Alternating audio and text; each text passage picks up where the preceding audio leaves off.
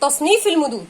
طبعا المدود درس جميل قوي، واستخراجه وتحليله من الحاجات اللي اطفال كتير قوي بتحبها وبتشوفها ان هي سهله قوي. وبالفعل هو درس جميل وسهل، وبيخرج طفلي من مرحله قراءه كلمه من 3 حروف، كتب، ضرب، رأس، شرب، الى كلمات اكتر من حروف اكتر وكمان متنوعه. لكن هنا تصنيف المدود دي ما بيعتمدش على استخراج الطفل للمدود بالشكل المعتاد.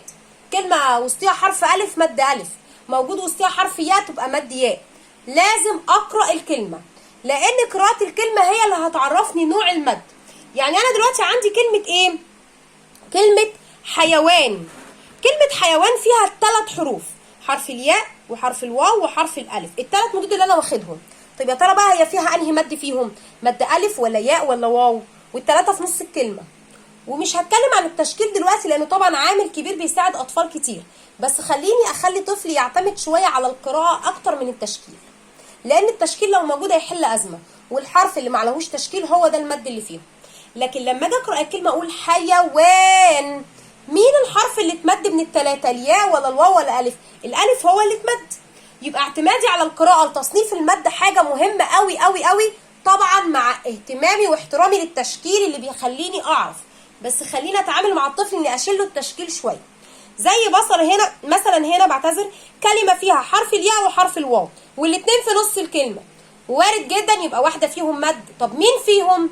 برضو قراءتي للكلمه اللي هتحدد. عيون، عيون، هنا حرف الواو اللي انا عملته مد عن طريق القراءه، يبقى هو ده المد الموجود في الكلمه. يبقى الكلمه دي فيها ايه؟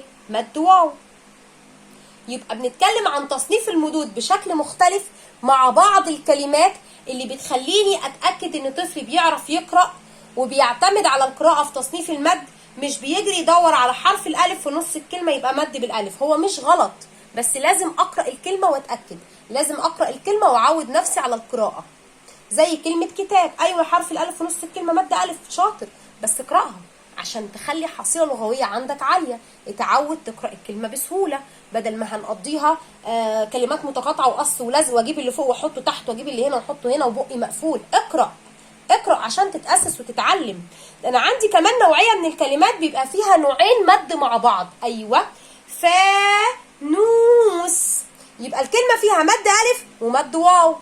وانا عندي المد، طب انا عندي حرفين وساعات يبقى واحد فيهم بس هو اللي مد، وساعات الحرفين يبقوا مد. طب ازاي؟ عشان مش جنب بعض. مش دي قاعدتك اللي تعتمد فيها على الكلمه، قاعدتك هي القراءه. فانوس دي كلمه فيها مدين، عصافير مد الف ومد ياء.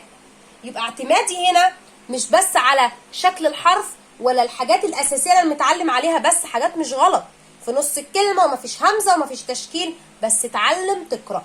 صياد، طبعا الياء دي بيبقى عليها شده فبتبقى بعيده جدا من التصنيف ان هي تبقى مد، لكن لو جبتها لك من غير الشده دي وحطيت لك حرف الياء وحرف الالف، مين هتميز ان هو مد غير القراءه اللي تعلمني ان هو مد؟ طبعا الحرف لوحده لو موجود زي كلمه زهور يبقى ده مد بالواو صريح وسهل جدا.